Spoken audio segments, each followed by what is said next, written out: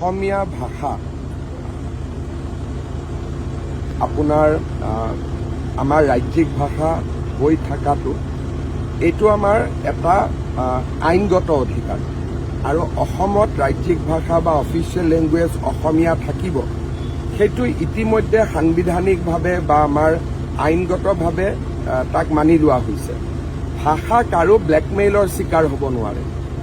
মই কালি দেখিছোঁ, কিন্তু আপোনালোকে চাব যে অসমত অসমীয়া ভাষা স্থায়ী ৰাজ্যিক ভাষা হিচাপেও চৰকাৰী ভাষা হিচাপেও আৰু ই কোনো প্ৰত্যেকবাৰ চেঞ্চাছৰ আগত যিটো কথা ওলায় যে আমি এইটো ভাষা লিখিম সেইটো ভাষা লিখিম তাৰ পৰা কোনো ফৰক কাৰো একো নপৰে।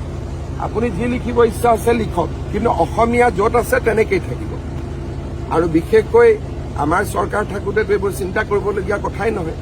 গতিকে তেওঁলোকৰ মূৰত কোনোবাই সোমাই দিছে যে বেছি মানুহে অসমীয়া নকলে অসমীয়া ভাষাটো হেৰাই যাব। তেতিয়া এইটোৱে প্ৰমাণ হ'ব যে অসমত বিদেশী কিমান আছে।